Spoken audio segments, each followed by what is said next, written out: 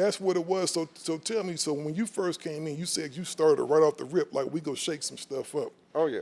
And then you had this monster of a record label, which was Death Row. Did you hear about the ass whoopings and everything that was going on? Oh, hell yeah. I was friends with Johnny J. Johnny J was my first mentor in production. Yeah, rest in peace, Johnny J. Yeah, rest in peace, Johnny J. And Ronnie King. Shout out to Ronnie King. And, you know, those were like the first people that I met when I came to L.A. So, you know, it was right as, you know, all that was going on. And Johnny actually gave me Unconditional Love by Tupac. And it was exclusive content for us, but it made Death Row a little mad. Yeah. Yeah, so I ended up getting notes on my car and all this stuff, but I ended up meeting Suge, and I just found out if you treat people with respect, you get respect, so that was it. Now, your first interaction with Suge, how was that? Because I'm pretty sure you the radio dude, so I'm pretty sure he was treating you nice. And just for the record, Suge wasn't out here whooping on everybody like that. Like, some of that stuff was kind of like blew up. He was whooping some ass, but everybody wasn't getting their ass whooped, though. Well, he had just gotten out of jail. And the Anaheim Police Department came to me. We had a powerhouse. And they came to me and they said, we're going to shut your powerhouse down. We hear Suge Knight's coming. Because I had Snoop, I had Corrupt, I had Nate, I had, you know, I mean, I had everybody that used to be on his label. So they said, you know, we're going to shut it down. I said, well, why doesn't somebody just call him and invite him? Then we'll know where he's at. And they said, great, go ahead. And I was like, me? And so I ended up calling Death Row. And the first time I called, I remember Cedric, who picked up the phone, hung up on me. Didn't believe it was me from Power calling for Suge. And then I called back again, and he's like, dude, people just don't call here for Suge a lot. You know what I mean? And he's like, he's at home. So Suge got on the phone, and I said, yo, I hear you're coming to Powerhouse. And he said, what's Powerhouse? And I said, come on, man, don't f with me. And he was just like, oh, okay, you know, you're funny, da-da-da-da-da. And I was like, yeah, so come be my guest.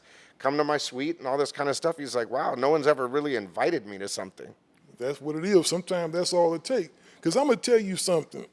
And he was cool as shit. He partied in the thing and had a blast. And I'll tell you the funny thing, though, is the next morning, I didn't realize that he had all those Compton police officers with him. You know what I mean? Like, during that era.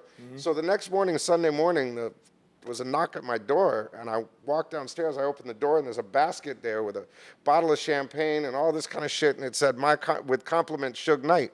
I never give that motherfucker my address. You know what I mean? Like, exactly.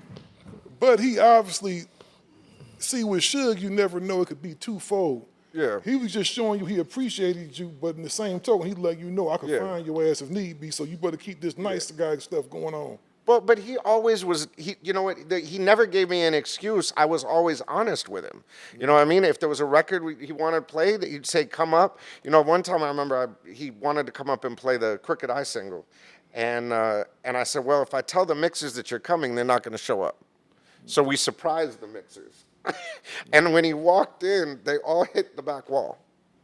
Like, they all got up and I'm like, he's not going to kill you. Like, see, that's kind of like, you know. And Jimmy Steele, the program director, by the way, when he was smoking his cigar in there, I said, Suge, you can't smoke in here. And he put the thing out. He's like, I'm sorry, Miz. And my program director literally shit himself.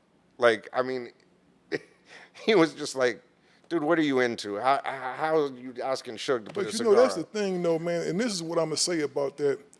You can't do your business, make black culture your business, but be scared to deal with the people.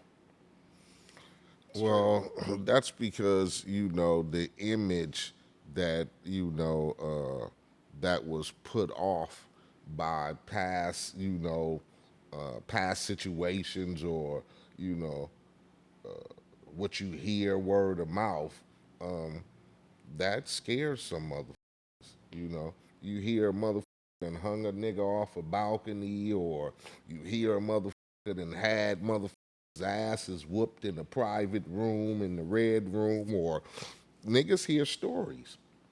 So, and especially at the executive level, that scared the shit out of motherfuckers.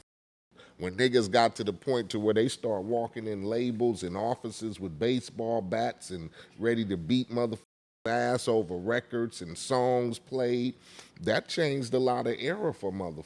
Yeah, Gangster Chronicles, we gon' tell you how it goes. If I lie, my nose will grow like Pinocchio. We gon' tell you the truth and nothing but the truth. Gangster, chronic players, this is not your